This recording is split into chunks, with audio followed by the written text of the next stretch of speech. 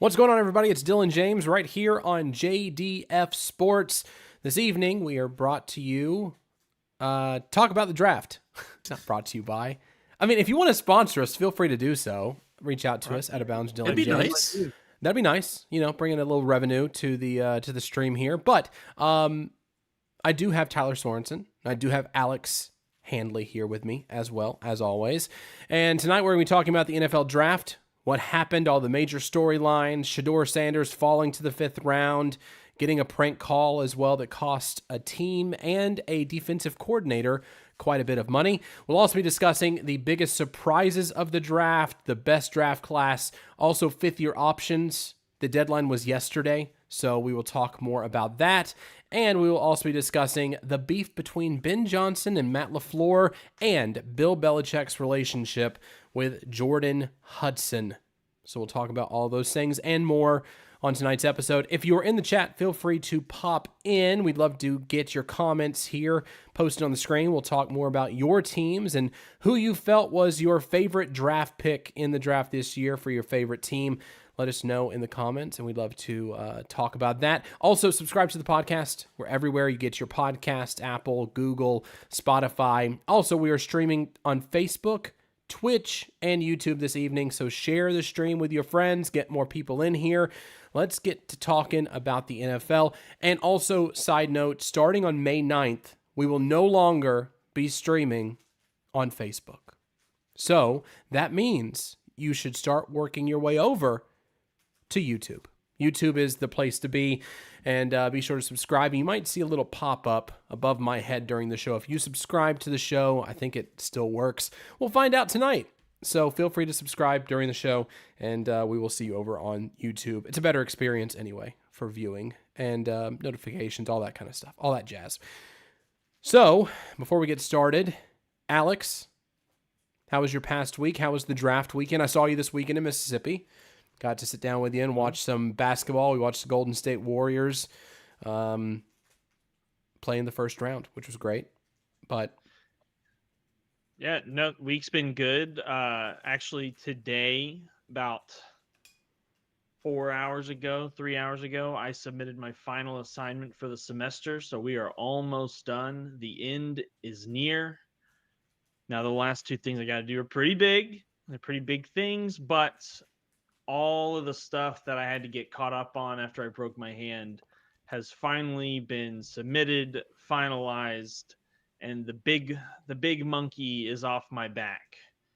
You know, and I don't think I need 100 of me to fight that monkey. So how is that topic just the topic of discussion everywhere this past week? Who brought that up in the first place? I know that Nick Merckx talks about it quite a bit on his stream. He had talked about like the silverback gorilla and how strong they are. But I don't know. I mean, that topic really popped off tremendously on all podcasts. We're not going to talk about it here because we are a different podcast, okay? We talk about original ideas here. Oh, Alex brought it up. It wasn't me. Alex brought it up. I blame him. We also have a viewer from our Discord. So he came as soon as he got the Discord notification. So yes, if you have not been following our Discord yet, there is a link in the description below, I believe. There's not. I will add it to the description below so you can join our Discord channel. We have it there, so you can join the conversation in our JDF Sports community. We'd love to have you there in the Discord. So thank you, EVP, for popping in. But yeah, we're not talking about that topic here this evening because we're an original show. We talk about the NFL and sports and sometimes wrestling. Aren't we going to talk about Shedeur Sanders? He's in the NFL now. Yeah, but I mean, we're an original show. So, well, we have to That's talk the only about thing. That's all I'm going to say. That's all I've seen all week is Shedeur. Nobody's talking about Cam Ward. If you noticed my first topic on our show sheet behind the scenes, it is talking about Cam Ward and how he was overshadowed. So we will talk about Cam Ward ad nauseum because Cam Ward, Alex and I are huge. We've always been huge Cam Ward fans. We stan Cam Ward. This is what I wish I actually had, like, producer power, so I just click a button and just showcase the last video we had, the last show we had, and just be We, like, I don't know what you're talking about. I have so much Miami Hurricanes memorabilia in my closet to my right in my studio. So Oh, much Hurricanes merch. The I'm U better than you. baby. I've got Washington State merch, so I'm a I bigger have stan than you are. incarnate word. Is that what it is? Incarnate something? Incarnate Bard, word? Word, I I don't know, think it is something like incarnate word. that. I have Bard, incarnate word. incarnate Bard. Something. I don't know what it is. Bard, W-A-R-D, I don't know. Um It's my Wisconsin accent coming out, so. that draft slide was funny. Yeah, with Shador. We'll talk more about it in just a moment because we're not going to focus completely on Shador Sanders. We're going to focus on the funny aspects of Shador's slide, the prank call that occurred, which it's so funny because all of these other prank calls are coming out now after the media buzz around Shador Sanders. Anyway, we'll talk about that in just a second. But first, before we get to all this draft stuff, Cam Ward, Shador Sanders, Tyler was there. He was in the thick of Yes, it. I was. So tell us your experience. How was your $110 bus ride if you took that? If you didn't, what was your alternative? And just tell us more about your time in Green Bay. Yeah, we didn't take a bus. We drove over. We ended up spending $100 a day, so $300 in parking, which was, but it was like 4 blocks away from there, and they had breakfast and everything like that. And the place we were staying at was actually helping first responders as well, getting them food during the draft. So we weren't minding spending that price. Plus, we weren't the ones buying it. Our Nana was one that actually bought it, so shout out to her. Nice. But I mean, it was fun. Like we didn't. I'm gonna say this now before I sort of go into like my thing of it. It's definitely one of those things where it's like it's a once in a lifetime opportunity. Will I ever go again? Probably not. I probably won't travel for it unless it's in Chicago or Green Bay again. It's just a lot of walking, and I just don't care for that. Like we were there 2 of the 3 days. We didn't go on Friday because the weather was a bit crappy outside. I've already haven't been feeling well, so I just didn't want to go and get more sick. And plus, we were there with my Nana and Papa again, so we wanted to hang out and spend some time with them, go get dinner, and all that fun stuff. So, but we were literally there from 11 o'clock to 9 p.m. We left before the Packers even picked. Like we were still in Green Bay when they picked, but we literally left at pick 19. We were in the car, like in the truck, waiting for 20 minutes before the Packers even picked. It just took so goddamn long, and it's like, I'm not saying this is like a negative thing. I think it's a fun opportunity, and I'm glad I went. But at the same time, it was just so long and so many people. That's the big thing too. Is that there's so many people that it's just like you can't get comfortable, because as soon as you get comfortable, then there's here's 5 people walking in front of you, and you got to keep moving, and you've been on your feet all day. So it's like, okay, and I don't really drink either, so a lot of the people there were drunk, and it's just like it was a fun experience. Would I do it again, especially if it's in Green Bay? Yeah, I'd definitely do it. Would I probably go at 10 o'clock in the morning and spend there the entire day? No, I'd probably get there around like 5 and just stay there for the draft. I probably also spend money to get close enough so I can actually get a seat, but that's another issue. But I mean, overall, it was a fun experience. They had a lot of photo op opportunities that I didn't want to stand in line for. But I mean, overall, like it's a fun experience, especially if you're like willing to sit in line. You're willing to go to these stuff. Like I got a Nick Collins not interview autograph now, which was one of my favorite players when he was playing. So it's like it was a fun experience. We were sort of close. I had some photos that I was going to send to you guys and I completely forgot, but we were like, you know where the national anthem stage was? Yeah. Like in the drafts, obviously you guys watched it. I was literally right there. That's where I was standing. Like you can actually see me in like the overview because I'm wearing my bright orange Ashton Genty jersey. Nice. Like you can actually see me. So we're like not super close, but also not super far, but it was still like that stage was huge. It was massive. Like you didn't even realize how big it was, even when you were like standing so close to it. It was so massive. But I mean, overall, it was a good experience. I'm glad I went. I got to also kick a field goal in Lambeau Field, which that was insane. That's pretty cool. And I got to make both of them. So I'm now, technically, I am better than all of our kickers combined because I'm a perfect 2 for 2 in field goal attempts. So 100%. 100%. You can't beat that. But I mean, yeah. I mean, overall, it was fun. There was definitely some times where people were drunk and people were yelling and saying not so nice things to the commissioner and other people that were there that were announcing draft picks. But I mean, like, that's just going to happen when you get a bunch of drunk idiots that just want to listen to people get their names scrolling off and have probably been there since 5 p.m. or since been there since probably 10 a.m. So Yeah, some of those people probably got there pretty early to have a front row seat to the spectacle that was the NFL draft this year. EBP said, I bet Green Bay was hyped to get Matt Golden. It's the first time the Packers have picked a wide receiver in the first round in 23 years. A very long time. Yeah. 23 years. Very long I mean, time. it was like obviously, like I said, we were about 4 blocks away. We heard the pop. Like, I heard the pop when the Packers picked, and it was we'll get about this a little bit more. I wish I was there for it. Obviously, like we were standing around forever, so we were like, we just can't. Our people meter was at 0 at that point. But it was. I wish I could have stayed enough for it. But just listen, like watching on the broadcast and listening to them come out to Go Pack Go, and that lasting for like 3 full minutes was insane. And then also, Brian Sherrill in the 4th round, being able to get his name called and come out of the stage. We were there for that. That was an amazing opportunity. I love that. That was so cool. He went to I wish he went to where we were standing, but he went sort of the other way and then went to the national anthem stage. That was cool. Like it's just, I honestly think a lot of these players, like I think they're going to be really excited for that. And also, I don't know if you've seen, because I've seen it everywhere, but that artwork that was on the wall, that was like that a lot of people will be like bang on and stuff like that. That was actually made by a person in Milwaukee using recycled materials and all that stuff. I was telling Alex about that at dinner when we were in Mississippi, and it's so cool. His story, he was on TikTok. I think I saw him on TikTok, and it showed him getting all the wood going. He just finds furniture on the side of the road and put together all of the logos, all 32 logos in this recycled wood. Incredible artwork. Yeah, and I think the NFL did a very good job of showcasing how Green Bay is, where it's not like it's not like a Detroit where it's everything's automotive. No, it's a small community. It's homegrown. It's all that. That's exactly what they did. The one thing that did annoy me though, they do not have the draft. Dun-dun-dun, dun-dun-dun-dun. They don't have the chime In person? when it draft in person. They don't have it in person. I think I know why. I think it's because it's ESPN only. It's not an NFL Network. They use the same one? I'm pretty sure they do, yeah. I don't think they use the same one. Or it's one. just like a slight difference. I think there's a slight difference too. I think ESPN's little diddly.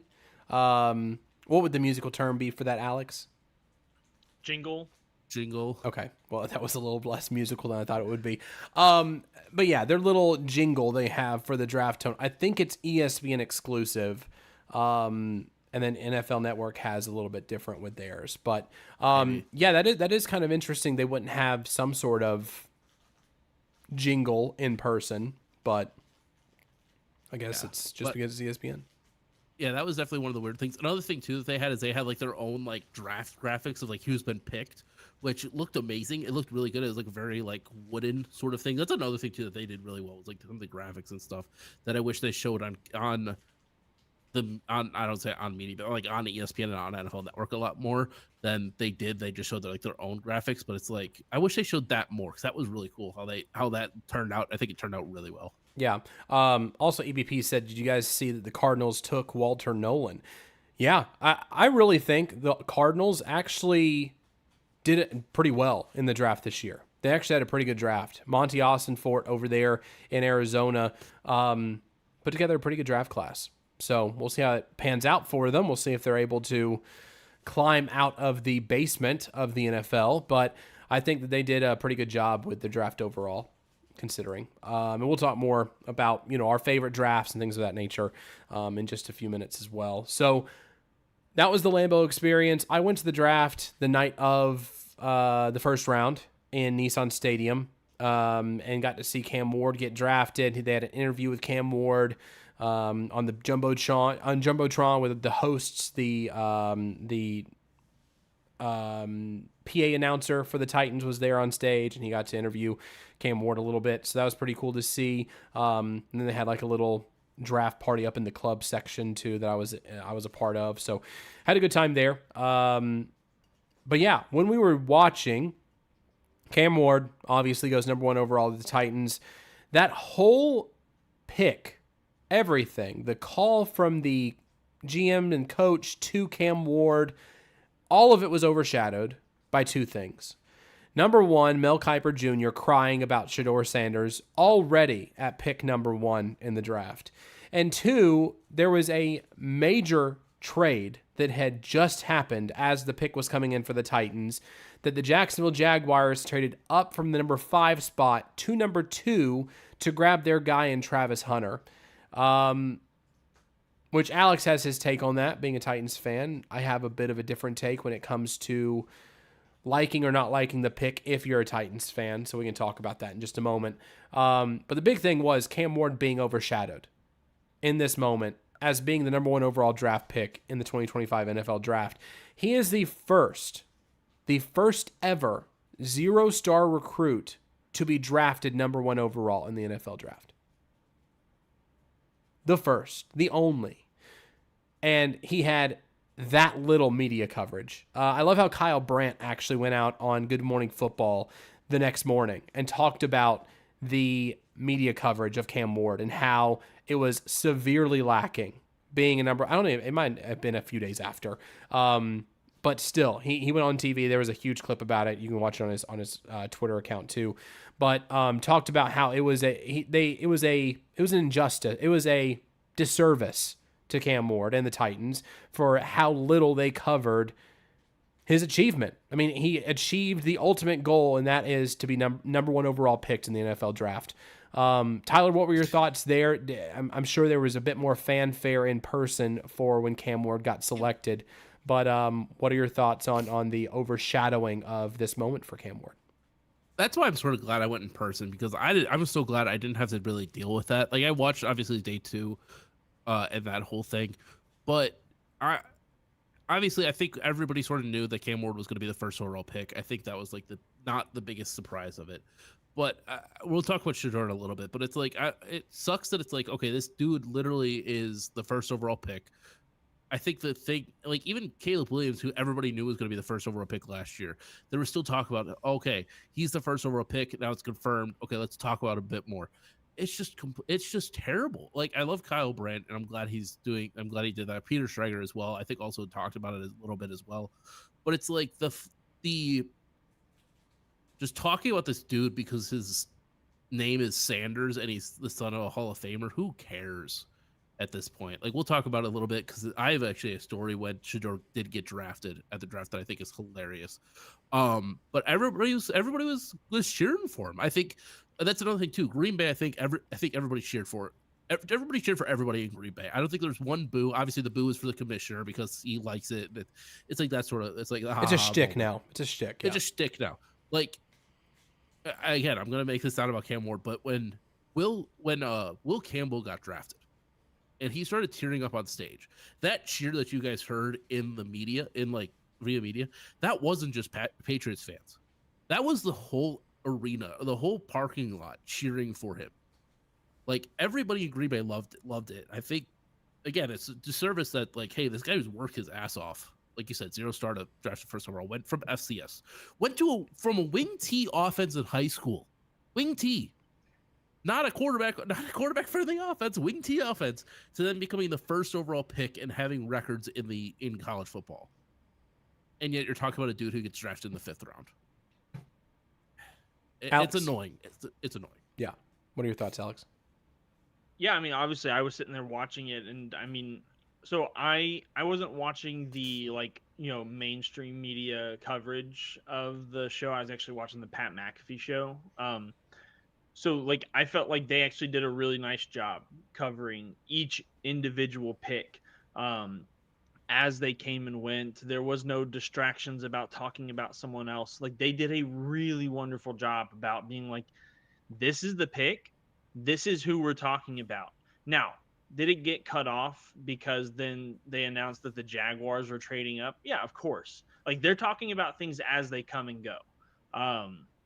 But I mean, they each person all the way down the line gave a take, including, like, you know, Big Mike McCarthy, AJ Hawk. Like, everybody was sitting there and everybody gave a take about, like, just like, this guy is like clearly a stud. Clearly he loves ball, you know, right? Because that's like the big thing for them is like does the guy love ball? Is he tough? And like that was like the big thing. Like the kid just loves ball because he's the first ever 0-star recruit. Like you gotta love ball to be willing to like start from the bottom and literally rise your way up uh, to the being the number one pick in the NFL draft. So I mean, it's like, so I mean, as far as the coverage goes, like, I thankfully wasn't watching, um, ESPN or NFL Network, so like, I actually didn't know about the big snub, until the next day when everyone was kind of talking about it. So I'm for that reason, like once I started learning about that, I was like, yeah, this is why I watch. This is why I don't watch the ESPN portions of these things, except for on day 2 and 3. Yeah. EBP says, what I compare the whole situation to is when Bronny got picked and the focus was all on him and not really on the other prospects, which, yes, after that pick, after Cam Ward, it did seem like there was a huge focus on Shedeur Sanders because he was the next best quarterback in the draft, arguably in Mel Kiper Jr.'s mind. And there was a huge blow up too. I don't know if you guys saw that on day 3 when Shedeur actually did get selected in the draft. That he had this huge blow up on Louis Riddick and on Reese Davis as well when it came to Shedeur getting drafted and getting snubbed. And it was because of the coverage they had, not because he was a talented quarterback. He's a really talented quarterback. He's one of the best quarterbacks in the draft class. Just trying to save his public image as a draft analyst at that point. But it is really impressive that Cam Ward was able to accomplish what he accomplished, going number 1 overall. Just watching the clips after the draft, people are going to say it sounds like the same thing you talked about when Will Levis got drafted. I hated the pick. Then I watched some clips of him. And I said, oh, this guy actually looks really good. We'll see how it goes. Cam Ward, the same thing. I watched clips. I watched the one clip. Alex sent it to me, I believe, and I think I saw it on Twitter and other forums as well, when Shedeur and Cam are kind of talking back and forth on a football field, and Shedeur says something along the lines of, hey, let's make a song together. And Cam said, I'm a football player. I'm about football. Like, I want to play football. That's it. I want to play football. And Shedeur was like laughing, cutting up, making it a joke. But Cam's like, I don't know what you're talking about. I want to play football. That's all I want to do. Once I saw that clip and once I saw some of the clips of just how humble he is, the passing down of the torch from Warren Moon to Cam Ward at the press conference the next day in Nashville, handing him the number 1 jersey. Just everything about him I've seen so far, I've been really impressed with off the field. I'm looking forward to see what he can do in the offense with Brian Callahan. Hopefully Brian Callahan doesn't stifle his development. Hopefully he's been able to take some practice reps with calling plays in the off season, maybe playing some Madden or some college football, 25, maybe trying to get some reps there. But yeah, I'm really excited to see what Cam can do in the Titans offense, and overall the draft for the Titans. I think that there are some weapons there, especially some familiar weapons as well. One familiar weapon anyway, which we'll talk about. I think that Cam Ward can be pretty successful in his first year. So we'll see how that goes as training camp comes along as well. And also EBP comes out and says once Cam Ward wins games, that's when he'll get media coverage. That's really how it tends to be, especially with smaller markets like the Titans. If you don't really get media coverage until you start winning games. So Cam Ward just has to go out there and prove it at this point. Yeah, I mean, to kind of touch on what you're saying is I think it's pretty well noted on here that I was not crazy about the Will Levis pick. And it wasn't until Will Levis actually did something that I was like, okay, maybe. And I was pretty fair weathered on Will Levis the whole time.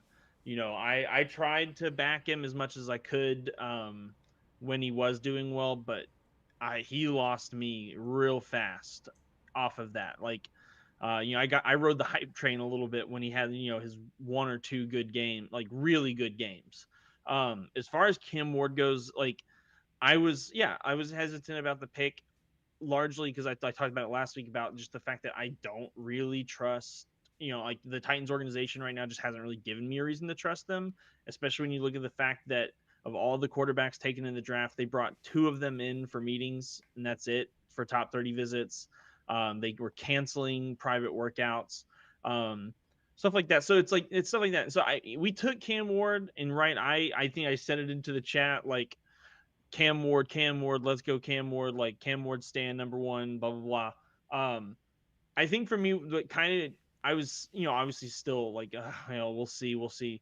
The thing that kind of did get me excited about him was, I still haven't actually seen the clip, the one you're talking about the let's make a song together. The one that got me was when Shador and Cam were talking, and Cam said something about like, man, they gave you a completion percentage award. And it's like, he's like, if I was throwing bubble screens and running back passes behind the line all season, I would have had an 80, like, like I would have gotten that award. He's like, but I get to actually throw it down the field. And Shador Sanders, who gets all defensive and gets in his, like, literally like walks into him and bumps into him.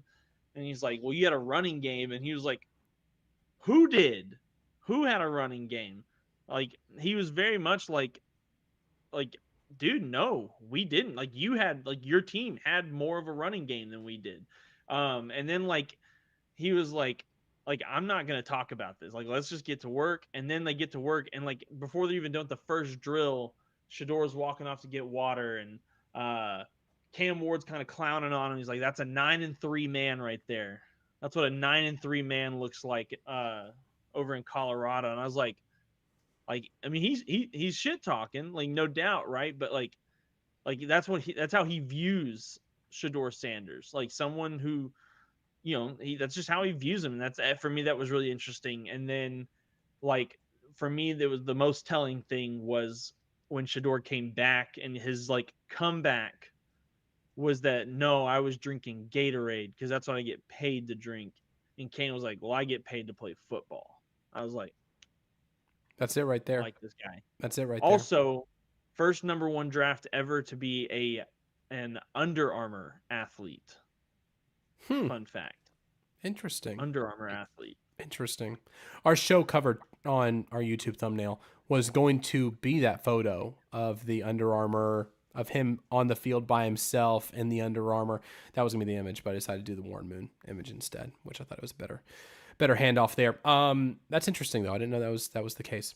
With that number one overall pick, there were reports that there was a potential trade out there. It sounded like the Giants were that team that was going to jump up and try to trade for the number one overall draft pick. It sounded like it was going to be this year's first, next year's first, and like two more picks, I believe, was the draft haul there. Very quickly, both of you, Tyler, would you have taken that pick, or would you have taken that trade package over drafting Cam Ward, or do you think you would have stayed pat?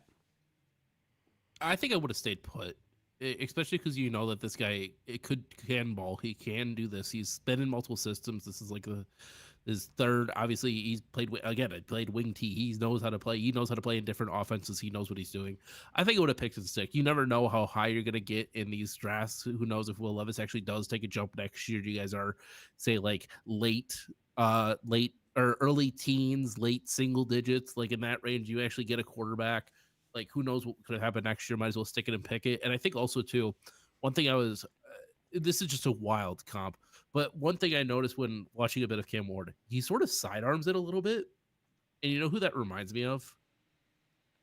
Phillip Rivers.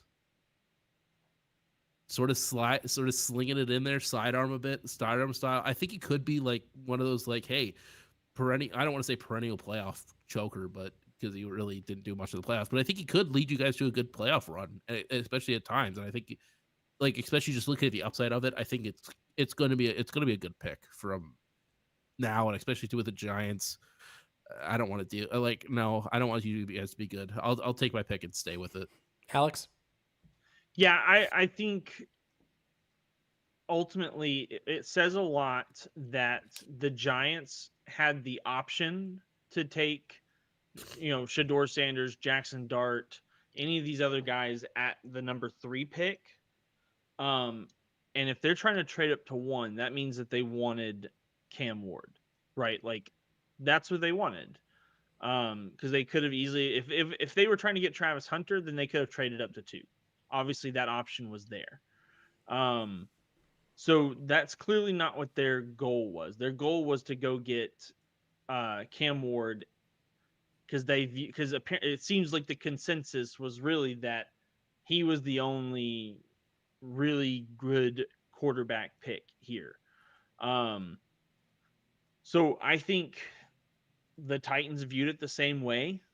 And if you can look at that package and look at what that could bring you next year, and you think, no, this one individual is so good that we're going to pass up on this really nice package, that could help them with that, getting those top one, that certain number of top 100 picks over the next few years. If you're going to turn that down, then you got to feel really strongly about this guy. And considering, like one of the big comparisons for Cam Ward has been Patrick Mahomes, and obviously our new GM comes from Kansas City. So he's probably seeing a lot of the same things, a lot of the intangibles that we're seeing there as well. So all I can do is just say, trust that they know what they're doing and they made the right pick. And yeah, I probably would have just stayed. I would have stayed too. I think that if you had told me this 2 weeks ago, if that was the draft package 3 weeks ago, I probably would have said take the draft package, just because I think that having multiple first round picks next year is beneficial. If you did find a guy that you wanted to trade up for, you could trade both of those picks to get up to number 1 overall if need be, and not have to worry about adding any more picks at that point. I think that value there is worth the number 1 overall draft pick if you had 2 number 1s. However, I was very impressed by the conviction the Titans had in Cam Ward. That's the thing that really sold me, is that there was no discussion. It wasn't that, someone thinks that, no. We want to pick this guy. This guy is the guy. After watching the clips, after watching that clip you mentioned too, I think that was the clip you actually sent me, about, the jockeying back and forth with Shedeur Sanders on the football field and everything. I think that, I think it was the perfect pick. So, I mean, the thing is, it's going to define the tenure for both Mike Borgonzi and Brian Callahan. If this pick does not pan out, then it's going to be them. But if it does pan out, then both of those guys are going to be in Nashville for a very long time. Another thing, too, like I said last week, for those of you who were off of the Will Levis train last year, have that same, don't feel like if this guy starts to struggle that you have to have that same mindset. I mean, you come on. Like, it's a rookie quarterback going into a team that is not very good, obviously, because we were number 1 overall draft pick. That same energy that you had before, I was saying keep it last week, just because I was a little bitter against those people that were against Will Levis so much. But again, give it time. It's not going to happen overnight. We're not going to turn into playoff perennial contenders overnight. Just let it play out. Let it work its way through. Have patience, and let's see what happens with this guy. That's all I got to say. Yeah. I mean, you have to have some patience, especially because with the number 1 overall pick, the financial investment in him as a player is just significantly higher than taking somebody with the 33rd or 34th, was it 34th overall pick? I think so, yeah. 2 years ago. Yeah, this is a much bigger investment, both time and financially. So, and there were we took Cam Ward over 2 unbelievable players, one of them at a position that we were in need of. So we have to be patient. Yep. And I mean, the last time we took a quarterback this early, it worked out fairly well, and Marcus, until things just kind of didn't. It was the elbow injury. Term. It was that nerve injury that he had in his elbow. He just never became the same quarterback after that, unfortunately. Is it bad that I completely forgot about Marcus Mariota and was thinking about Jake Locker? Jake Locker was pretty high. I think Vince was He was first round, wasn't before he? Jake Locker. Wasn't he? I think so. Vince was before Jake Locker. Oh yes. I'm getting my timelines mixed up a little bit for the Titans. Yeah, Jake Locker was, I think he was still first round. He was the 8th overall pick in 2011. Yep. So that guy had a terrible supporting cast. He was the original Will Levis for the Titans. Had some flashes every once in a while. They kept him probably a little bit too long, they just never were able to build an offensive line for him. They never kept him upright, and he retired early. He retired really early. And I think he now just lives. I think he lives in like Alaska or something, and just is off the grid. Like he is not. He's just on his own now, which is interesting. But yeah, I think that you're right that Marcus was the last number 2 overall draft pick that we had for quarterbacks, the last highest quarterback we drafted. Yeah, we'll just see how it goes with Cam. Hopefully it goes well. So, speaking of number 2 overall draft pick, the Jaguars traded up for it. They traded next year's first, this year's first, a 2nd round pick, and a 4th round pick to jump up to number 2 with the Browns. Funny thing, EBP actually had mentioned this earlier. The Browns traded the number 2 pick and still got Shedeur Sanders because they were talking about the Browns being a potential suitor for him at number 2 overall. But they wound up getting him in the 5th round instead. With that pick with Travis Hunter, Alex, what were your thoughts on the pick as a Titans fan when the Jaguars announced they were picking Travis Hunter to get down there to Jacksonville? Yep. Makes me nervous. Right. We're drafting a rookie quarterback, and we see Jacksonville Jaguars 2 times a year. And I genuinely believe Travis Hunter is an unbelievable player. He's another one of those guys that all you ever hear about him is all he cares about is football and fishing. Like, that's all he does. He's a good kid with a mind for football and freak genetics that are allowing him to do things that haven't been done in the modern era of football.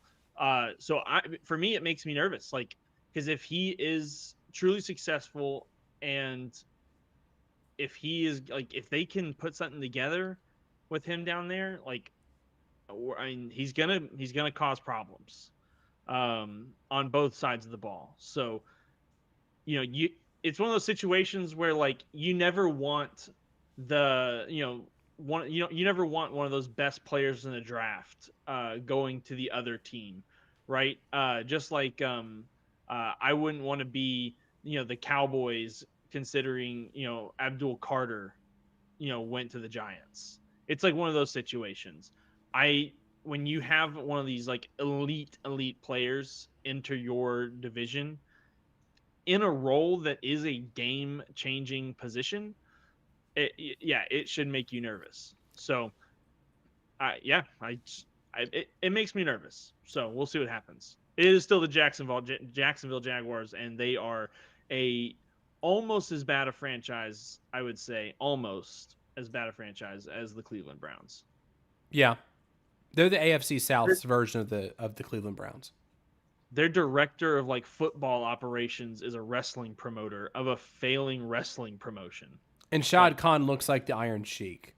So it just it's not a good match down there in Jacksonville. And the GM to me, I don't know. He's something off with that guy. Something's off with that guy. Well, especially, also their head coach, Duval. Something's up with that organization. I don't know what it is. I don't know if it's the water they drink the first day they get there, but something happens to every single person who goes down to Jacksonville, and they just lose their minds. Travis Hunter already lost his mind. He's a very sporadic kind of guy. Very funny. Like you said, I think he's a very, seems like a nice kid. Seems like a guy that loves football, does want to play both sides of the ball. The GM came out and said he's going to focus on offense at first, be on the wide receiver side of things, heading into training camp, heading into mini camp as well, rookie mini camp. And then as the offseason progresses, as they get closer to the regular season, he'll be about 50-50. So wide receiver and corner for the team. So in my opinion, I think it's actually a pretty good pick for the Jacksonville Jaguars. But it's a very good pick in the sense that the Titans will be able to play the Jacksonville Jaguars and get after the quarterbacks still, because they did not address their offensive line the way they should have in the first round. So now you have Trevor Lawrence, who you paid a boatload of money to last year, who did not play well last year, going into this season, and the supporting cast is not much better for Jacksonville. I still think it's going to be the Jacksonville we've seen over the past few years. The biggest thing I take away from it, the way that Travis Hunter could have affected the Titans negatively, the biggest position he could use to negatively affect the Titans would be the cornerback position. However, Jalen Ramsey was down there in Jacksonville as well for quite some time, and we fared pretty good still against the Jacksonville Jaguars. I still think there are people on the field that can affect the game more than a potential wide receiver and or a cornerback. They still have other places that need to have success on that team. Other positions need to be successful on that team for that team to be successful against teams like the Titans on a consistent basis. So I'm still not that concerned. I still think they should have addressed offensive line. Maybe even looked at running back. I mean, I know there were reports they were looking at Ashton Jeanty as well, and Ashton Jeanty went over to the Las Vegas Raiders instead, so he'll look good in the black and silver. But I'm okay. I'm okay with Travis going to Jacksonville. Sure. Let him do it. Because I don't think he'll be able to play 50-50 like the way he thinks he's going to, unfortunately. So we'll see how it goes. Tyler, you have any short thoughts on Travis? I mean, not really. I think I enjoy. This is gonna sound weird. I like that's what Gladstone did, was he just sort of put his nuts on the table. It was like, okay, I'm making this trade. 'Cause a lot of the times, first year GMs will trade back, try to AQ picks, but he's like, no, I'm gonna get the best player in this draft and get Travis Hunter and address two positions. I do worry about it. I think, again, I've been on the train where it's like I'm still a bit skeptical on it, but especially with them having Brian Thomas Jr. and Travis Hunter being a 1-2 punch, you could sort of rely more on the defensive side of the ball and then focus a little bit on the offensive side just here and there. I think it could be interesting. Again, I'm glad he went to Jacksonville instead of Cleveland, though. That's my biggest thing. Is I think with him going to Jacksonville, it's better for the league. Do you see him being wide receiver 3 and CB1 more so than CB3 and wide receiver 1? Yes, I think defensive side of the ball is much more difficult to learn than wide receiver. Wide receiver, you can just be like, hey, we're running this play, you got this. Because if you listen to a lot of quarterbacks will go through, like, especially in the offseason, like Jordan loves, like, especially recently, they've been going through, like, here's like a dummy play that we call. They just make something up on the spot. A lot of times on offense, they're telling you what route you're going to run. It's Z go, Z zebra something. It's very simple. Whereas defense, you got to learn like one word, and this is like, okay, this is our formation, this is our play, this is what we're covering. Are we doing man zone, XYZ? So I think he's going to be much more. I think he'd probably be like a CB2. Wide receiver 3, I think that's probably what it will be. I still think they want to try to get that lockdown corner, and that's exactly why they got another one. Second round, third round, like their next pick, they got another defensive back. I know they got another defensive back pretty recently, but I think having him be like more like a CB2, CB1, wide receiver 3 will be a lot better than having him be wide receiver 1 and then trying to learn everything on defensive back on the fly. I think that's more. I don't want to say it's smarter, because I know he wants to try to play both ways, but I think that's the best way to put it, is have him be focused more on the defensive side and have him focus on offense every once in a while. Like, I still think if he plays like 30 snaps on offense a game and primarily plays defense, I think that's perfect for him. I think that's a great opportunity. Caleb Ransaw, safety out of Tulane, was their second pick. I think he's going to be good. I think so. That's my 2 cents about it. I think, again, I'm glad he went to Jacksonville instead of Cleveland, because I think if he went to Cleveland, it would have just died. But I think Jacksonville is a much more competent organization than Yeah. Cleveland. So let's talk about Shador for just a moment. We won't talk too long because obviously the media has already talked a lot about Shador over the past few days and past week. He fell to the 5th round to the Browns. The Browns selected another quarterback ahead of Shador in this draft, Dillon Gabriel from Oregon, who went to Oklahoma, who went to UCF as well. So he had a long journey in college football, wound up in Oregon, led them to the number 1 spot in college football, and the rest is history for Oregon there. Full draft, full quarterback room. Kenny Pickett, Deshaun Watson's, his ghost is there at this point. Then you have Joe Flacco, you have Shador Sanders, you have Dillon Gabriel, a bunch of guys in Green Bay.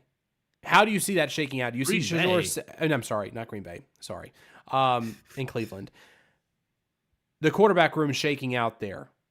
With Shador going in the 5th round, do you see snaps being an issue for him going into training camp to where he can actually prove himself?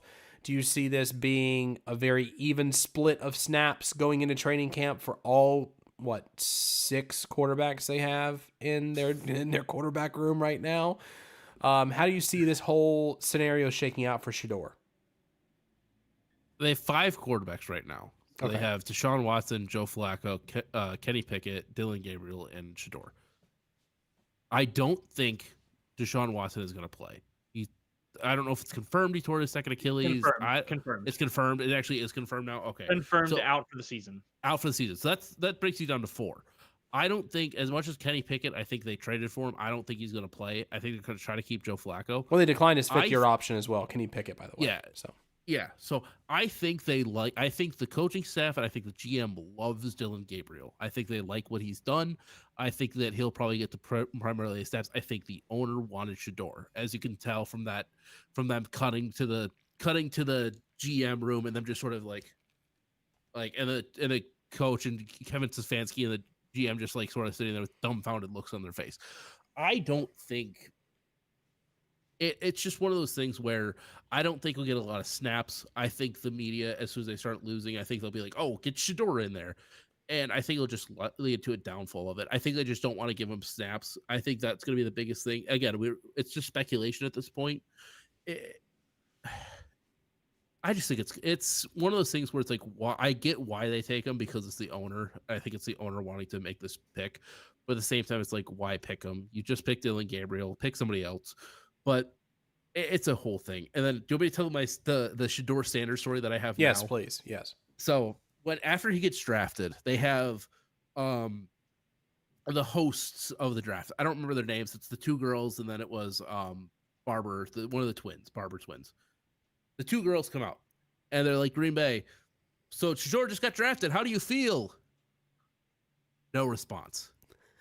How many of you think it's a good pick? How do you think it's a bad pick? How many don't care? Yeah. Nobody cares. We don't care anymore. He's a 3rd-round talent that got picked in the 5th round because he sandbagged and threw his interviews and acts like a douchebag. I don't care. I genuinely don't care. Was I a little bit sad that he got drafted in the 5th round when it's like, hey, he's a 3rd-round talent, give him a shot. After hearing all the stuff that came out from his interviews and like some stuff that he's done, I don't care. I genuinely don't care. If he completely falters in the NFL, cool. I'm just at that point where it's like, I don't care. And then all the media is trying to be like, oh, this is them showing him a lesson. Like, no. Like, he probably didn't do well in his interviews. He acts like a douchebag half the time. Like, I still remember if it was I can't remember if it was this year or last year when they're facing Nebraska and he throws an entire offensive line under the bus because like, well, look at the time I had to throw. Like, I don't want my quarterback doing that for me. Like, yeah. No, I don't want to deal with that. So again, if he plays, he plays. If he doesn't, he doesn't. Alex, do you think the NFL was colluding? The GMs got on a call before the draft and were colluding against Shador Sanders and saying, let's blackball this guy to where he'll drop this far. They were probably hoping, if they were colluding, they were probably hoping it was further than the 5th round, but then the Browns came in and did the Browns and decided to pick him. What were your thoughts there? Do you think that the GMs, that was a big storyline going into the draft? Do I think it was like collusion? Like, hey, don't let this guy. We're not drafting this guy. We're gonna teach this kid a lesson. He wants to be a punk. We'll show him what we do to punks in the NFL. I don't think that's what was happening. I do think that maybe the teams that didn't meet with them because they were like, well, I mean, maybe we'll take a quarterback in like the 6th or 7th round to be a backup. Kind of like what it seemed like was about to happen with the Eagles taking Shador Sanders in the 5th round, and then obviously the Browns jumped up in front of them and took him. So I don't think it was necessarily like full blown like collusion, but I definitely think they were like any of these teams that could have taken him in the 4th or the 4th round, the 3rd round, good place for a solid backup quarterback.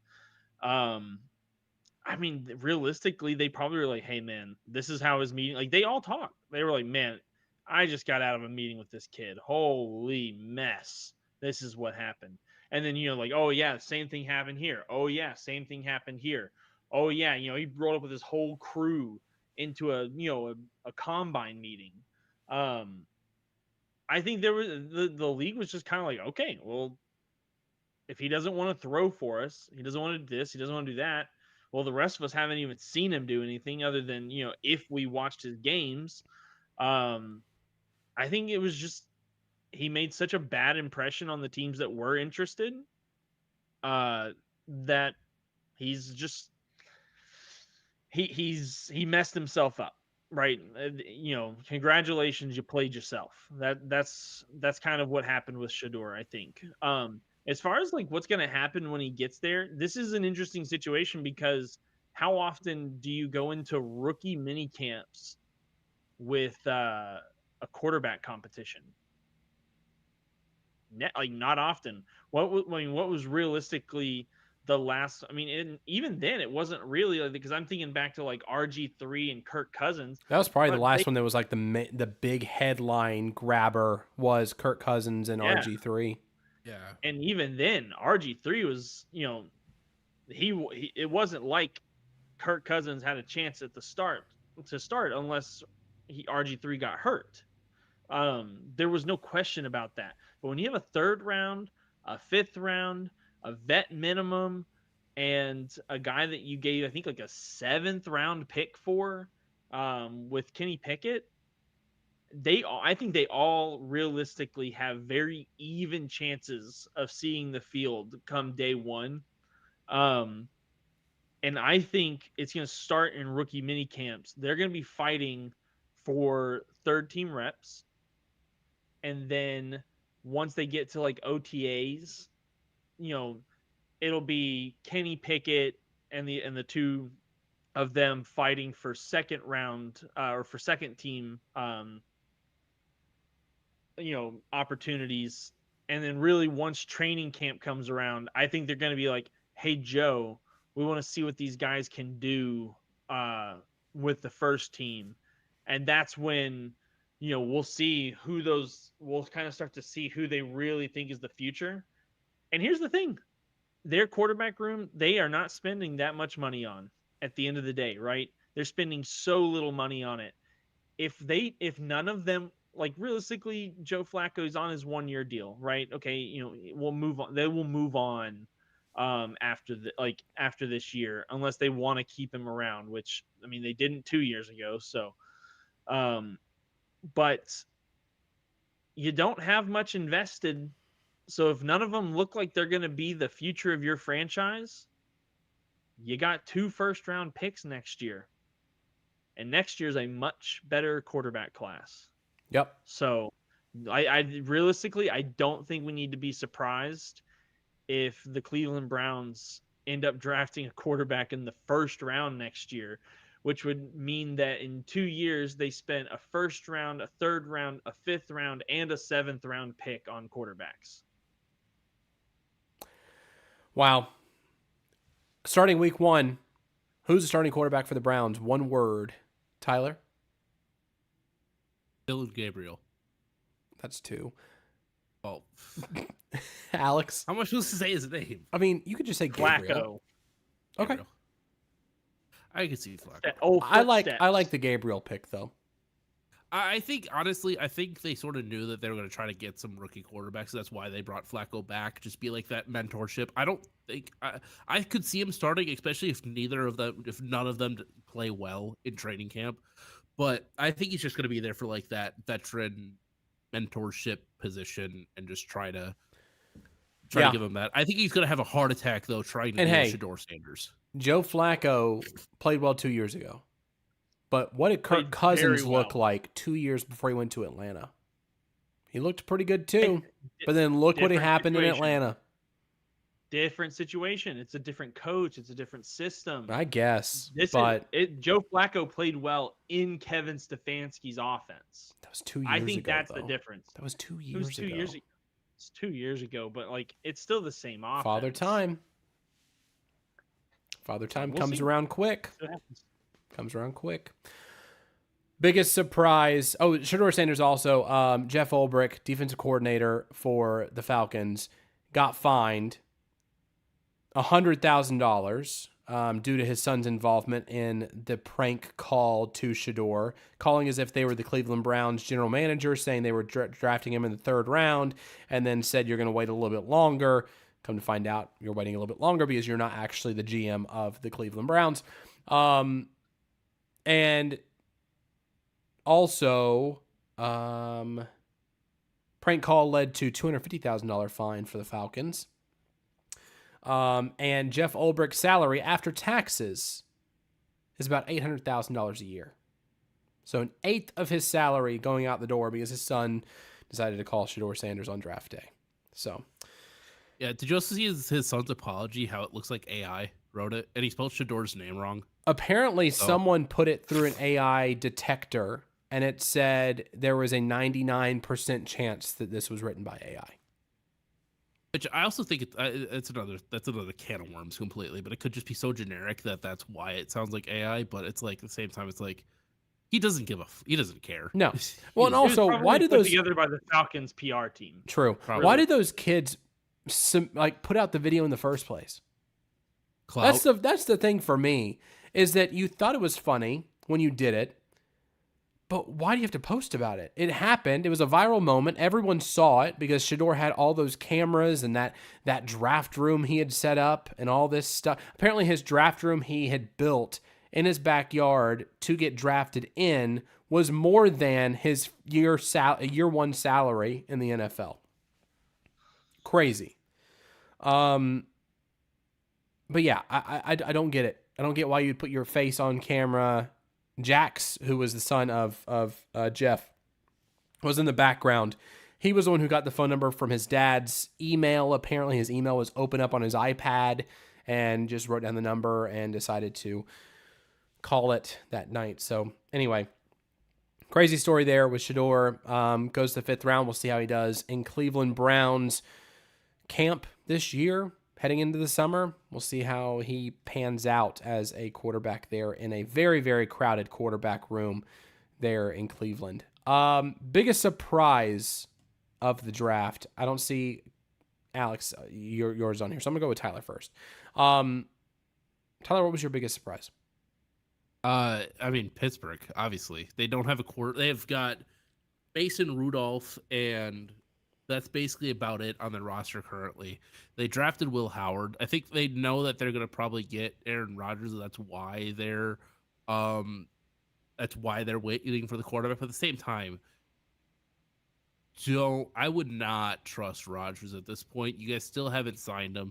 You guys, it's still like a very like will he, won't he sort of situation. Get a quarterback. Screw it. Get a quarterback. I get Will Howard can be good for that team. I just worry with that. I think if Rodgers doesn't sign, they're screwed. Like full on, they're screwed. And obviously next year the draft will be in Pittsburgh, so they'll be probably drafting quarterback in the 1st round next year. But it's rough in Pittsburgh. I think. Do you think that they could? Do you think they could potentially bring in some? I mean, they could probably bring in someone like Tannehill, who's sitting there looking for a home. Or do you think they could potentially make a trade with someone like the Giants, who might have a little too much happening in their I don't quarterback room right now. I don't think Giants, but I think Falcons. I think they probably try to trade for Kirk Cousins, if anything. But again, I don't know. It's a whole weird situation over there because it's again it's very will he won't he with Rodgers right now. Like he went on Pat McAfee and was like, I'm thinking about retirement maybe, like because nobody wants to buy me because he probably wants to go to Minnesota, but they already have a quarterback, so it's like I don't know. It's very weird. I think very Aaron weird. Rodgers is It's going to very end up. He's going to Rodgers. end up being starting quarterback for the Steelers week 1. Oh yeah, I would not be surprised if he is, but it's very Rodgers right now, where it's It like, is. oh, I don't want all this attention, but yet Well, and you also want all this attention. he's not a part of a team right now. He can go on his ayahuasca treks, his darkness retreats. He can do whatever he wants right now. It's the off season for Aaron Rodgers. He's not tied Open to a to team, so everything. therefore doesn't have to go to OTAs, doesn't have to go to any meetings, nothing. Like he can just go do Aaron Rodgers for a little while. He'll come back. He'll feel as though he's the knight in shining armor. He is returned to save a franchise from poverty in Pittsburgh and start for the Pittsburgh Steelers week 1. He's open to everything, committed to nothing. Correct. My surprise of the draft was the Ravens going up in the 6th round and drafting a kicker. Arizona kicker Tyler Loop is going to be one of the kickers there in competition with Justin Tucker. With them trading for a kicker, though, in the 6th round, drafting a kicker in the 6th round, it really solidifies for me the whole saga behind the scenes with Justin Tucker and the massage parlor situation, the sexual assault allegations. There's a lot more. There's a fire going on there. There's a lot more that we haven't heard of yet. A lot more evidence we haven't seen yet about that scenario that the Ravens are privy to.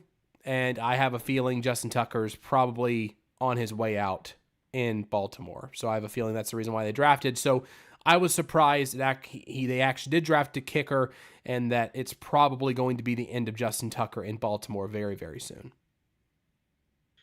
Yeah, probably we're probably going to see him on the commissioner's exempt list, or he'll be suspended for a year or indefinitely, but no less than a year type of situation while all of that continues to play out. And I think that has been communicated to them. And because that has been communicated to them, they're like, well, then we got to go get ourselves a kicker. Yep. So why not go get the guy with the biggest leg in the draft? Yeah, absolutely. What was your biggest surprise, Alex?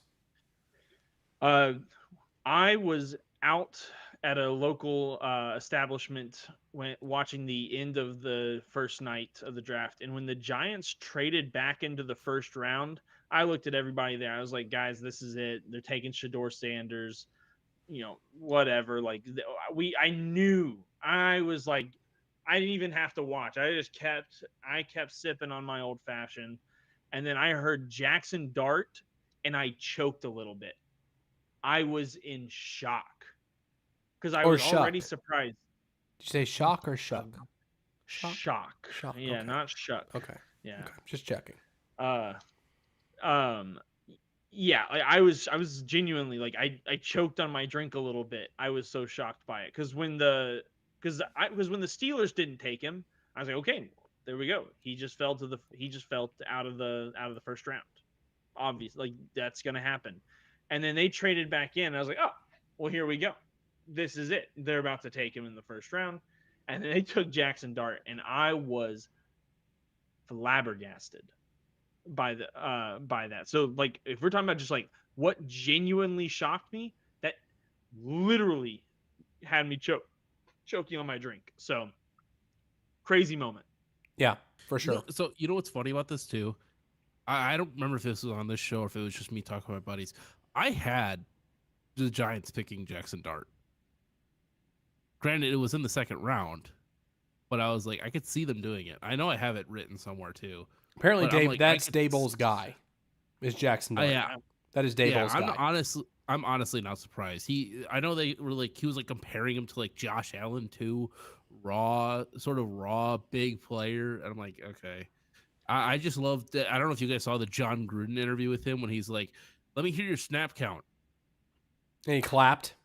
and he claps. And John Gruden Yeah. looked like he was gonna murder somebody. Yep. At that point, and I'm just like, I love it. I love John Gruden. Yeah, But yeah, no, I honestly, sort of piggybacking off of Alex's point, I like it. I honestly like it. I think it's a worthwhile pick. I think if it works out, great for Brian Dable. Like, they're coaching for their jobs. If it doesn't, you're going to probably draft another quarterback next year. Actually, no, they can't. Actually, no, because they traded with 2/3, so they still have their first round pick for next year. So you're still good. Yeah, So, I still think. Have you guys seen that? I was gonna say, have you guys seen that video of Brian Daboll conducting the like quarterback interviews last combine? Yep. Like during the off-season thing. The board like, work he was doing. Yeah. Yes. Mm-hmm. Watching him like make them do this, and then he just ran at him like, say it back to me, do this, like do this, do that, do this. Don't do look that. back at the board. Say back to me. Yeah. Like he. Like that. Like I was like, I didn't realize that is like what these meetings looked like. And it seemed like other people were like, that's not like a completely normal meeting for a position that's not a quarterback. But I mean, I remember just sitting there thinking like, wow, like, so like if you're going in there acting the way that we're hearing, and that's what the meeting is, if that's what the meeting's supposed to look like, and you're going in there acting like you're too good to do that, no wonder Brian Daboll didn't want it, and no wonder he didn't go there. Yeah. Yeah. That was a crazy clip. Yeah, insane. I saw that too, and I was sitting there for I think it was like a 2-minute clip too, and I just had my mouth open the entire time. Like, it's insane what they go through during some of these meetings. Which leads us to our next point: the best draft class in our opinion per team. Mine was actually the Giants, because again, I love the Abdul Carter pick. That's going to be a solid pick for New York. I think that's going to revitalize. I mean, they've had a history of iconic pass rushers in New York. I believe Tyler was talking about this last show we had. They've had a history of iconic pass rushers. He just slots in to that position perfectly in New York, and they're going to love him in the Meadowland. Then you also got Jackson Dart in the first round, so now you have the 5th-year option as well for Jackson Dart. Also, it sounds like he's going to be sitting on the bench behind Russell Wilson and potentially Jameis Winston as well. So he's going to have at least a year, hopefully, to develop even more on the sideline before he actually gets thrown into action. So that kind of gives me a little bit of okay, I think ownership likes Brian Daboll a bit more than we were led to believe over the past few years. I think they realized that the whole Daniel Jones scenario saga was really the catalyst for some of the messes they've had over the past few years, and especially the trading away of Saquon Barkley. That wasn't Daboll's fault. That was the GM's fault instead. I think that's really given. I think Brian Daboll is going to be safe for a while there in New York. I don't think there's unless they fall completely off the face of the planet this year. If they go 2-15 this year, I could see them potentially saying, okay, Brian Daboll, you're done. If they go 500 this year, I don't see them parting ways with Brian Daboll. I don't. I see him staying there as the head coach, especially having this plan to say Jackson Dart can sit behind these two quarterbacks, Jameis Winston and Russell Wilson, and just develop. I think that's going to be something that showed me they have a lot more faith in Brian Daboll than we thought they did. Cam Scatabo too, running back, getting him in the 4th round. Great pick. I even heard a story that he used to put on his brother's pads and run into telephone poles. Like, that was how he was training as a kid. He would run into telephone poles with just football pads on. Like, crazy kid.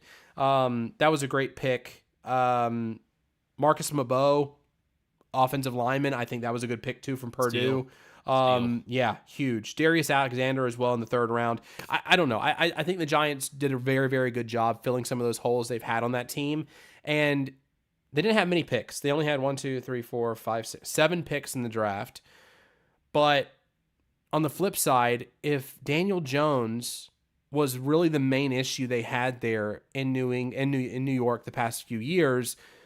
They didn't really need to fill too many holes there in New York. I think having your quarterback situation taken care of, having some more weapons with Cam Scatterbo, having an offensive lineman now that's a steal of the draft, as Tyler was saying there, offensive lineman himself, and having that defensive pressure, having a guy, Abdul Carter, arguably the best player in this draft.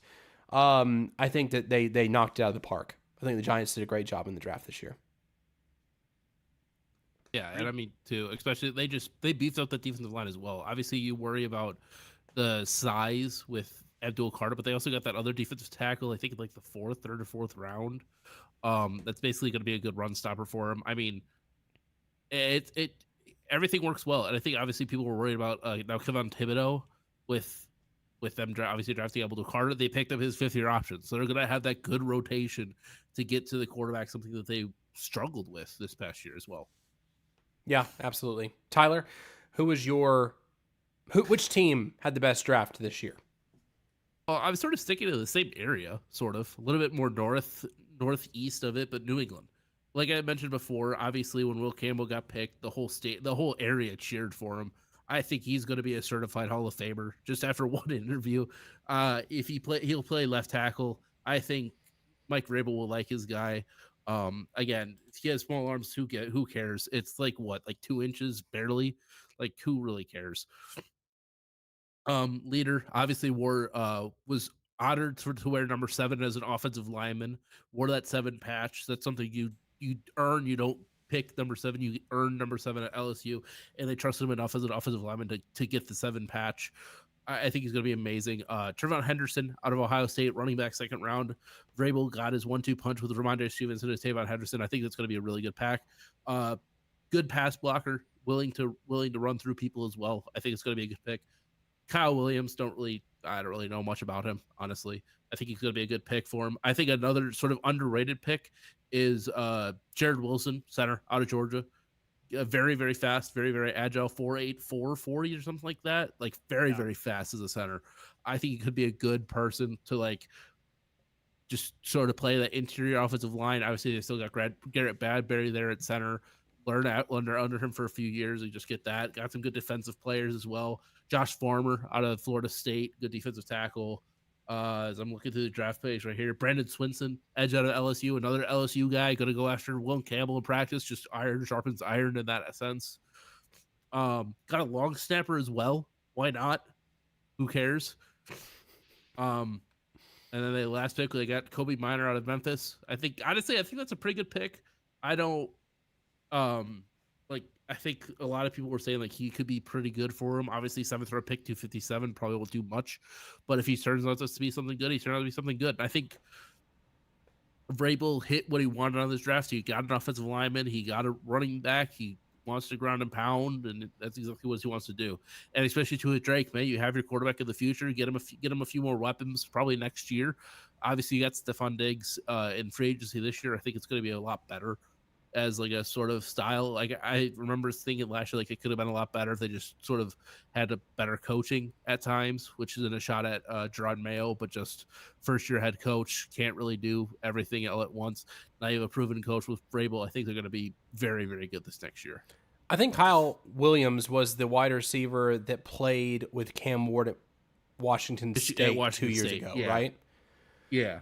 Titans fans were really wanting him when he was on the draft board. I believe when we picked up Alec Manor, I think was when they were talking about, Kyle Williams is still on the board. We should grab him. But I think the Patriots snabbed him before the Titans had a chance to. But sounds like a pretty good draft for the Patriots too. So, Alex, who was your best draft class? Yeah, I mean, I think the ones we've mentioned so far have been great. Obviously, I'm a little bit biased towards the Titans, so if I'm going to go away from one that I'm biased towards, I'm actually going to go with the Raiders. They had a lot of holes that they needed to fill, and they did a really, really nice job of addressing a lot of those. So obviously, we know their first round pick in Ashton Genty, arguably one of the best picks in this draft that you could get. So him, the fact that they were able to get him at 6, and the fact that he didn't go any higher, worked out great for them. And like, I mean, he's going to Pete Carroll, right? Look at what Pete Carroll did with Marshawn Lynch, and that's one of Ashton Genty's heroes, right? So I think Ashton Genty is a great pick for that team. They grabbed a couple of good wide receivers with Dante Thornton Jr. from Tennessee in the 4th round. They took Jack Betch from TCU, a good, really fantastic slot receiver. You combine him with Brock Bowers, and it's going to be nasty on the inside for that team. On top of that, I mean, they just addressed needs. They addressed the needs that they had. They took some interior defensive linemen. They took a couple of offensive tackles they took 2 offensive tackles in the 3rd round. So like they did a really good job of addressing the needs that they had, and then they picked up a couple of backup quarterbacks. Maybe a practice squad guy with Tommy Mellett and Cam Miller, both from Montana State and North Dakota State. So, they took a couple of, those FCS, like blue collar guys, with those two really close back-to-back picks that they had in the 6th round. So just a really, really solid draft, and they got some players that kind of fell to them that they didn't pass up on, which was good. Yeah, for sure. Yeah, also with those FCS guys, I think the one out of NDSU, Cam Miller, I think that's who the SCSU one is, or NDSU, Yes. North Dakota. I think he'll probably be more of a quarterback prospect, and the dude out of Montana State, I think people are expecting him to be more used as like an athlete, because apparently dude can run fast and is just a dog. And it's like, of course, those two guys played against each other in the FCS championship, gonna get drafted to the same team and just gonna battle it out. I think, again, it's just gonna be one of those things where it's like, I'm excited to watch those two. I think that'll be a great pick. And then you mentioned as well Genty to that team with Pete Carroll. I love it. That's the best. That was one of the best landing spots for him, anyway, in the league. Yeah, they're in Chicago. Those are the best two. I think Tommy Mellott, I saw somebody refer to him as Geno Smith's Julian Edelman. Yeah. Kind of that same idea. Just crazy smart, hard worker, super athletic. Yeah, not to mention as well Jack Besh too, out of TCU. Like huge. His story as well. That just with his brother and everything, going down in New Orleans, being a part of the terrorist attack there. What a moment for that family, too. That was great. So, thoughts on the Titans and Packers draft classes, just very quickly, Tyler. Grade wise, how would you grade the Packers draft this year? So I'm actually going to work on like doing a full video on this, because I have a lot of thoughts now that it's been like a little bit under a week, or like a week since day one. I'm going to give us a B. I'm not like one of those Packer fans that's like, oh, everything was amazing. Like, we drafted Matthew Golden. I think, again, my biggest issue was that we needed a deep ball receiver. We got that a bit in Matthew Golden. He's not his big frame. He's like 5'11", something like that. But I think we got consistency at a wide receiver position that we haven't had consistency in for a while. I like that pick. Obviously, first wide receiver in 23 years. I like the pick. Don't like the fact he's wearing number 22. I think that's weird as hell, but I will get over that when I actually see it happening. But my biggest issue with this is our 2nd round pick, Anthony Belton, out of NC State. We drafted Jordan Morgan in the 1st round last year. Now we draft this guy, another offensive tackle. I know it's like the rumors that we're going to probably move this guy to guard and Morgan back to tackle, but it's like, you're already, the next year you're selecting a tackle in the 2nd round. We have Rasheed Walker. I get you just paid Zach Tom. That's a bit confusing there. I like our 3rd round pick, Xavion Williams. I like that. I think he's going to be a good Cordell Patterson return specialist sort of player. Brian Sorrell, again, talked about him. We like the pick. I think the majority of the draft, obviously, I think it's a B, like overall. I just worry about that 2nd round pick and what we're going to do with it, and just sort of how it's going to fit in our offensive line, because we paid Aaron Banks at left guard now. I get adding depth every single year at the offensive line, but like, you're using a 54th pick for a tackle that you just drafted in the 1st round again last year. that sort of showcase that Morgan isn't really that good for you guys, or how is that sort of fitting into it? But overall, B, liked it, didn't love it. Gotta wait to see what happens.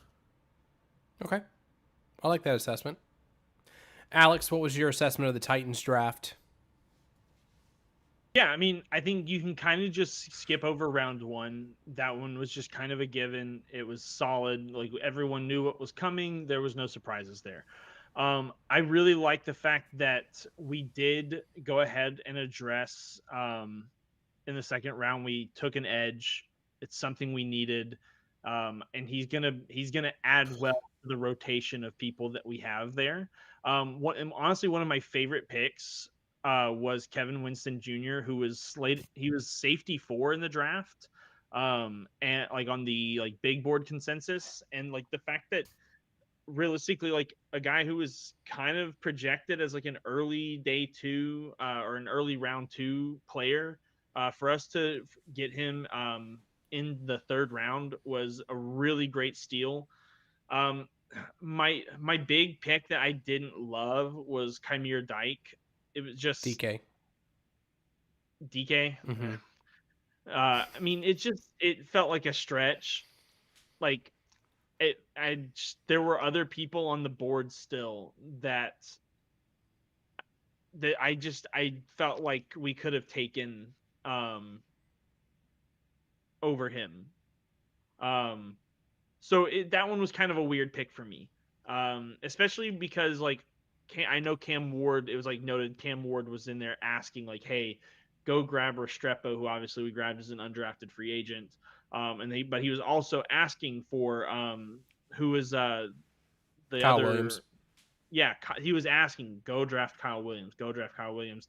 And so the fact they didn't, and they took Kamir DK, bit of an odd one for me, but they must see something. I know he's a big body kind of guy, so great. Gunnar Helm, it seems like an odd pick. I mean, he's a great player, so I like the pick because he's not really like a blocking tight end. He's really more of a wide receiver, and like even in Texas, they would kind of put him out there like a wide receiver. So interesting pick. Then you have Stanford wide receiver Alec Ayomenor. I don't know how to pronounce that name, but there we go. We gave it a shot. That feels like a really good steal, and obviously it's a really interesting one because when Stanford played Colorado, he put up almost 300 yards.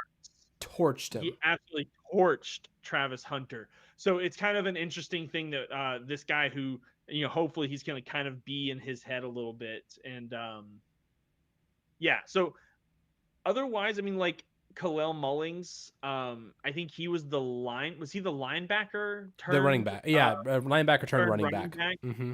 So like a really interesting pick there, like a big body. And obviously he had a standout year in Michigan this year. So to go from playing running back for 1 year to then being in the going in the NFL draft, I like it, and hopefully it works out better than our last Michigan running back pick.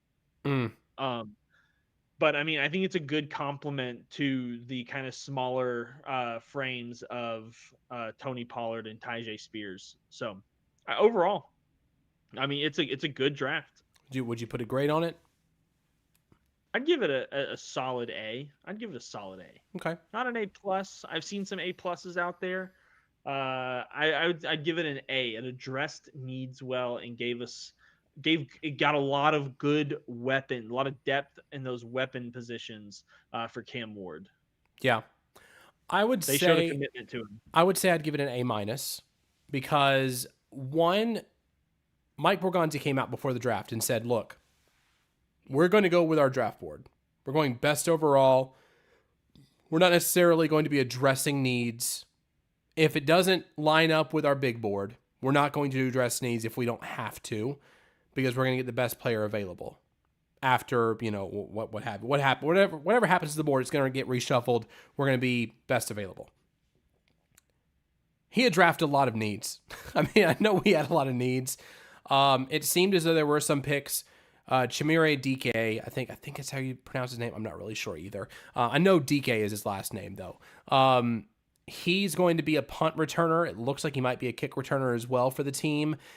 He had limited production wide receiver wise at Florida, but his speed, that was the big thing. One of the big things they focused on was 4.3, 4.40. Is big. I think majority of those wide receivers that we got in the draft this year ran less than a 4.4 40. So a lot of speed. That was the big thing for this team. Also character guys too coming in. Fime Oladejo, he has not played edge very long. I think he only played edge like less than half the season last year. He played edge. So he was a converted player as well. I think he was a safety before that or something. I'm not sure. But he went to edge instead. Or no, I'm sorry. He was an inside linebacker to outside linebacker to edge. So he didn't really have that much time to develop as an outside rusher, as an edge rusher that way. So they're kind of projecting with that pick. That's the reason why I was kind of confused with the pick in round 2. However, he does have a high ceiling in that position. He did perform pretty well with the limited reps he had at that position. So I wasn't really too concerned about that one. I think Jackson Slater from Sacramento State, I've heard a lot about him over the past couple of days. Sounds like that was a really big steal, too, looking at center and looking at guard potential there and looking like he could be a starter for the team either next year or in the next 2 years at one of those positions. Just seeing how Kevin Zeitler does because he's only with the team, I think, 2 years, a 1 or 2 year contract. And then with our center as well, after his injury last year, we'll just see how he does coming back from injury and hopefully he's able to stay on the field healthy. But that was a good pick. I think the biggest reach, though, was probably going to be Femi for me, just because the projection of how well he could play. Kevin Winston Jr., I like the pick. I don't like the injury from last year. It gave me like the John Robinson vibes of, Caleb Farley was injured his last season in college, but he can project to be a very good corner, and then it turns out he was considered a bust for the Titans. So I don't know. I mean, I would say still A-. I think they did get some really good players, maybe not in the positions that people thought they would get them on the draft board, but overall, I think the talent they got for this team will translate on the field. So that's why I gave them an A- overall. Yeah, I to kind of about the injury with Kevin Winston, I don't mind it because he's a safety, and we've already got, we've got safeties. Yeah. So like we're not relying on him to come in and be a day one starter. True. So yeah, that's kind of why I was like, I think that getting him in the 3rd round was still a very good place to grab him. Yeah, I really like the Ellick pick too, A.O. Manor from Stanford. Oh yeah. Looking at his highlights from Stanford, I think that you didn't really see many eyes on him because he was playing on the West Coast, but he has some really good tape, and especially burning Travis Hunter as much as he did like 2 years ago. That was great to watch. So look forward to that. We'll hit on these last stories really quickly because we only have just a few minutes here. 5th-year option. Anything surprise you of players who got picked up, players who got declined their 5th-year options? The only one that's really interesting for me is Tyler Lindenbaum, center for the Ravens, getting declined for a 5th year. But again, like it sort of says in the show notes, they're hoping to get a long-term deal done. Dude is a pretty good center. Hasn't been like amazing because I think it was the same center class as Creed Humphrey too, or it was like a year after or something like that. Yeah, this would have been the 2022 draft class. 2022. Mm-hmm. I think Creed went 2021 because it was the same draft class as Josh Meyer. So maybe years are difficult at times when you think about it. But that's like really the only one that's like sort of interesting is that they're like, hey, like we would decline it, but we want to hope we get a long term. So the same thing again with Quay Walker. Am I sort of glad they're not picking up his 5th option a little bit? Like he hasn't really done much. Hopefully he balls out this year and he deserves that 5th year contract or a contract extension, I should say. Yeah. The big thing for me, 5th-year option picked up Garrett Wilson for the Jets. Oh, that was kind of interesting, just because of the whole. They had a little bit of tension last year with the whole Aaron Rodgers thing. Now I guess they've smoothed things over with the franchise with Garrett Wilson and the way he was a bit disgruntled with the whole scenario last year with Aaron Rodgers. So I'm glad they did. I mean, he's still a good wide receiver, so we'll see how it goes with the Jets. Trent McDuffie definitely earned his 5th-year option for the Chiefs. Has been played great at corner for them the past few seasons. Kyle Hamilton. Too has been really, he had really an good. unbelievable year last year. So. Yeah, he's been playing very, very well. Big surprise for me, Titans wide receiver Treylon Burks. I don't know why they would decline his 5th-year option, but I mean, that's interesting. Anyway, so yeah, there are the 5th-year options. There was a huge list on NFL.com, so if you have not seen that list, go check it out. Big names, Aiden Hutchinson, Drake London, those guys got picked up and declined. Kenny Pickett was one of the big names who got declined, but obviously he was getting declined because he was with the Cleveland Browns now, and their quarterback room is very, very full. There was some beef that kind of started when Ben Johnson was announced as the Detroit Lions head coach between him and Matt LaFleur, who is now going to be playing, those two coaches are going to be playing up against each other twice a year, which they already were with the Detroit Lions. But during the initial press conference for Ben Johnson, he had a quote about Matt LaFleur, and Matt LaFleur responded to that quote this week on Bussin' with the Boys. The quote from Ben Johnson was, and to be quite frank with you, I kind of enjoyed beating Matt LaFleur twice a year. Matt LaFleur on the bus with Taylor Lewan and Will Compton this week responded to this quote by saying, I don't know Ben Johnson. I just love that there's tension there already between these two franchises. There has needed to be tension between these two franchises for a few years now. Tyler's talked about it. Heading into the playoffs last year, he was talking about how that feud should be fueled more than it has been over the past few years, with Green Bay treating Chicago Bears like the little brother, I guess you could say, in the division. Do you think that that's going to happen? Do you think this feud is going to get fueled back to what it used to be, Tyler, between these two men? Yes, they actually have competency again. Like, obviously, Ben Johnson is a very good coach. I worry. I've said this before. I worry what's going to happen with Detroit with the brain drain that happened from them. Like 11 coordinators, I think, left Detroit entirely, and like 4 of them went to Chicago. I think that's already proven. Like, hey, they're going to do really well in offense. I think it's going to be very worrisome. Obviously, picking up everybody they have been.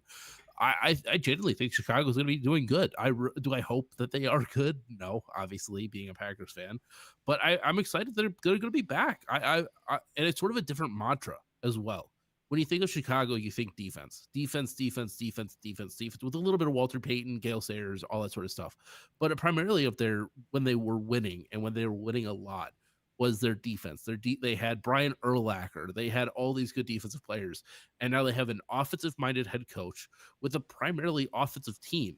So it's going to be an interesting shift to see how it happens. But I'm excited. I think this is going to be the first year that it's like, I'm going to look forward to those Packer Bears games. Not like last year where it was like, oh, we're basically throwing against Chicago because we think we're not prepared for them. I think that it's going to come out with fire.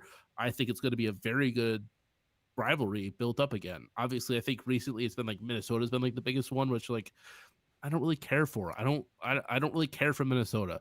I don't like Chicago. I want to beat Chicago every single time, and I'm glad that it's going to actually be a competition this time instead of us beating them 50-0 every single time. It felt like.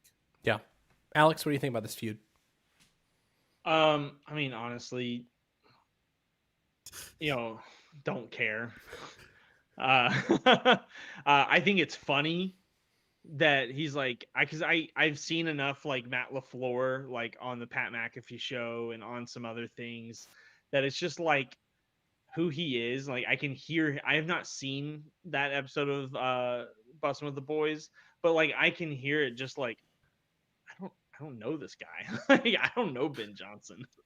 I can just I can hear him say it like he's probably just being genuine. Like, I don't know why this guy cares so much about me so much. Like, I don't know him like that.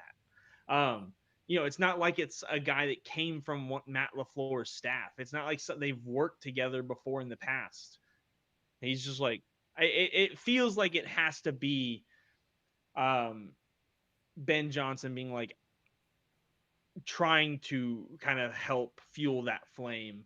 It feels like they're trying to fuel that flame, so that way the media coverage, when it does come time for that first meeting, it feels like it means something.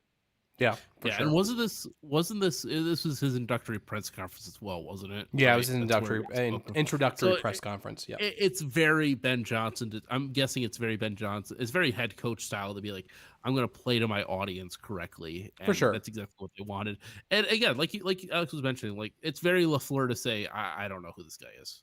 I don't really care. Very nonchalant. Like, didn't they have the head coaching? Didn't they have the head coach meetings or the coaches meetings after the introductory press conference? So I'm sure they have met each other at this point. They've met before, but it's very LaFleur to be like, I don't care. I focus on what I know, and I focus on the Packers. Like, that's about it. Yeah. Like, even like Sean McVay, I think he had he was on a podcast like a while ago talking about Sean McVay. He's like, I don't really care what he does anymore.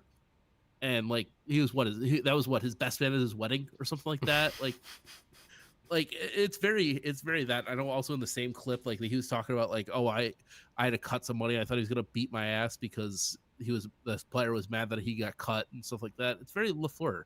And it's very, again, it's going back to the whole Packers thing. It's very, Green Bay is very football. That's about it. Yep. And Green Bay and Cam Ward have something in common. It's just very football. All football all day. Like, for the U. For the U. But yeah, no, I like it. I like that Ben Johnson is playing it up. I'm excited for this year. NFC North is going to be very back up, and I think also the league is better when there's that Packers-Bears rivalry. The league is better when there are just rivalries. Period. Steelers, Ravens, Packers, Bears. I mean, these rivalries, these. Jets Patriots, honestly. Yeah. Like the early 2010s, Jets Patriots, that was even Dolphins Patriots for a few years too. When Ryan Fitzpatrick was down there for a little bit. And I think Cowboys Giants, like now it's Cowboys Eagles. But still, Eagles. Just when they have those great rivalries that are just tales as old as time. I guess you could say it that way. Yeah. I think it just makes the league that much better. So hopefully this does rekindle that fire between those two franchises, and it's a bit more competitive when you two play up against each other eventually this season. Yeah, and also too, sorry, keeping on this topic for a little bit longer. Sure. I remember I saw a TikTok because obviously refs in Green Bay, everybody's gonna go there. I saw a TikTok because there's a lot of TikTokers there and videos and stuff like that. Blah blah blah blah. They were interviewing a dude that's from like Chicago Bears fan. He's like, yeah, like I'm. It feels weird that I'm in Green Bay, but I'm supporting my team. Blah blah blah. He's like, but I love this rivalry because without Green Bay, there's no Chicago, and without Chicago, there's no Green Bay, and that's sort of what it is too. It goes down to the fact that both these teams basically saved each other in the NFL to start the league, and it's like that's exactly why these two teams are so synonymous with one another. Yeah. And I don't think there's when you have that rivalry back up, it just makes it 10 times better that it's like, hey, these two teams are in the league because of each other, and they fucking hate each other too at the same time. For sure. Last but not least, Bill Belichick's relationship was on display this past week. On CBS this morning, there was an interview with Bill Belichick and his it was a Navy, like this a Navy sweatshirt with like this huge rip on it. It looked like Jordon Hudson is her name. Looks like Jordon Hudson had nails on and like scratched him like across his shirt. Weird. Anyway, he was sitting there with this sweatshirt talking to the guy about his life and how he's preparing for the next season, things of that nature. Tried to ask about his relationship with him and Jordan Hunter. And Jordan Hunter Hudson, was off camera and said, "We're not talking about that. We're not talking about that." Like interrupting the interview, apparently stormed out at one point during the interview that was cut during the taping of the interview itself. Seemed as though she was in full control of what was happening with Bill Belichick during this interview. There's also another story that came out on Reddit talking about Jordon Hudson's real estate profile. It has amassed $8 million worth of real estate in the New England area within 3 months of meeting Bill Belichick. So she's financially gaining from this relationship. It sounds like she's involved in a lot of the emails that have been going out with Bill Belichick and his involvement with North Carolina.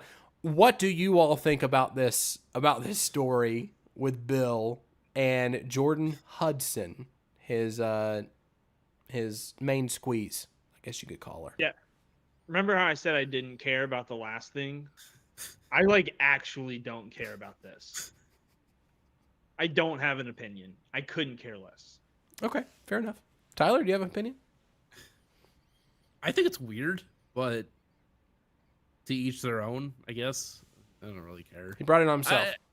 He brought it on himself. Like, being a reporter, I'm seeing sort of some stuff from a different light now, and especially when she's like walking out on this, it's like it's peeking at my reporter brain and be like, something's going on with that. Let's dive into that a little bit more, but we probably won't hear stuff until like Bill is probably dead or something like that.